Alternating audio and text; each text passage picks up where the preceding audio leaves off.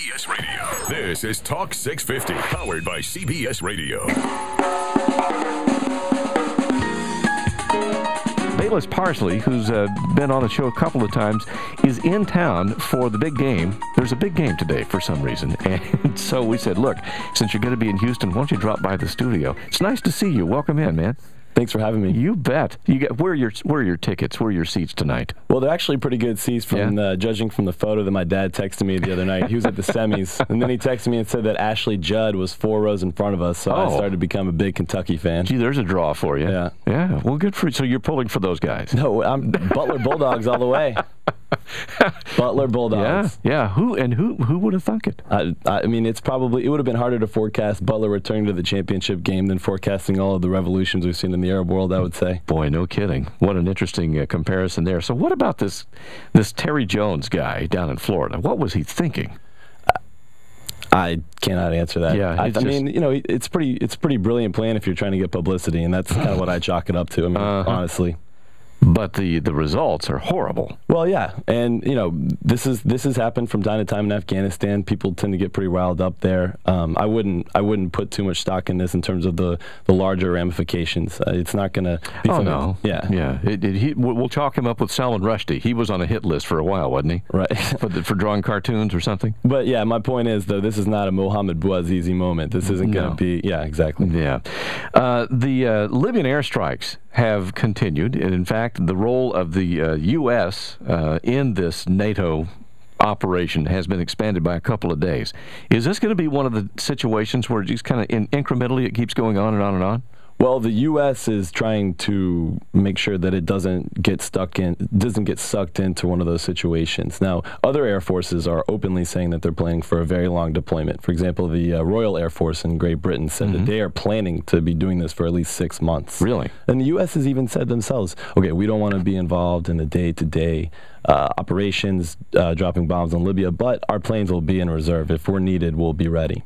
What was it? Lindsey Graham over the weekend said, you take the best Air Force in the world and you park it during this fight is absolutely outrageous. Said when we called for no-fly zone, we didn't mean our planes. So even some members of Congress are anticipating this is going to be a bit longer duration. Well, this is all part of the politics of it. You know, everybody's trying to get their dig in at Obama. So if he flies the planes, then, you know, he's using America's military for the wrong reasons. If he doesn't fly them, you know, we're letting the French show that they're stronger than us. Oh, and by the way, Mr. Obama has announced he will be running for re-election.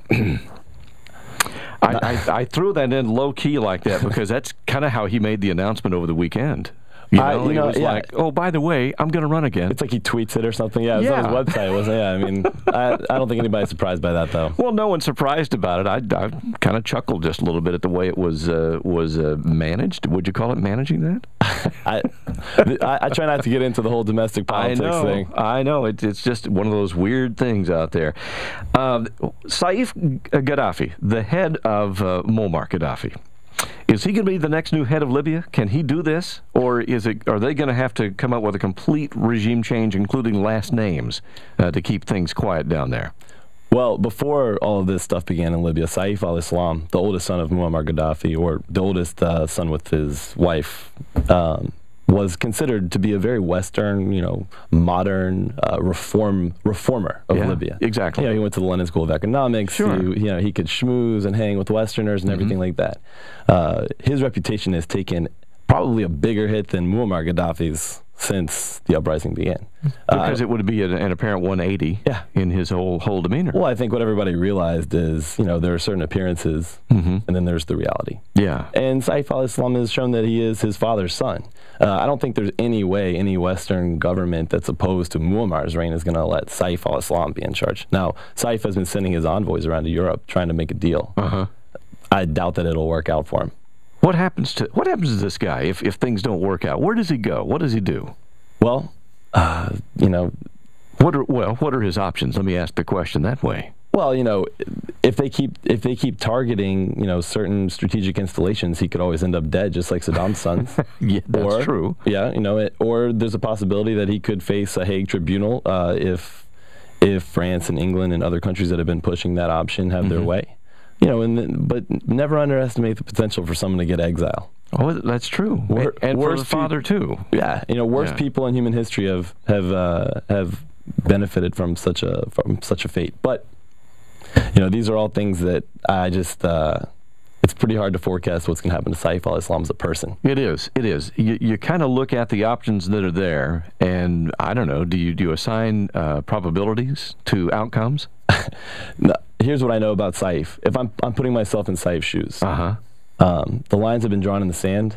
The time for having a good chance of forming a deal, I think, are past him. Mm-hmm. He'll continue to try, but as the unstated but stated goal of all the three main countries that are prosecuting this campaign against Libya is regime change. Yeah, Seif is probably going to go down with the ship. Yep. I would say.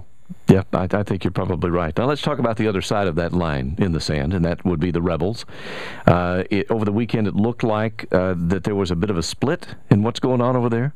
A bit of a split. Yes. I would say that there is an enormous split. There are many splits. Eastern Libya, by definition, is a place that is full of tribal divisions and has been suppressed politically by Gaddafi for the past 40 years. So it's not surprising that when you remove that power structure, all hell breaks loose. They're united by the desire to get Gaddafi out, but the moment that there start to be people who are taking charge and potentially setting themselves up for a leadership role in the post-Gaddafi Libya, then everybody starts to fight. Right. And you saw that there were three or four articles this weekend, very in-depth articles in various Western newspapers about the personal divisions, more of the personalities. Because, we haven't really learned very much about these people.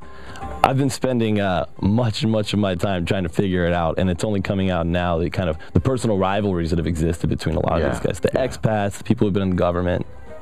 When we come back from the break, we'll kind of go into that a little bit. I'm curious to your methodology about learning about these people. Bayless Parsley with Stratfor Global Intelligence is in the studio with us. If you'd like to join us, you can call us at 713-965-650. It's the Talk 650 Morning Show, powered by CBS Radio. I'm Brent Clanton. It's 31 past the hour.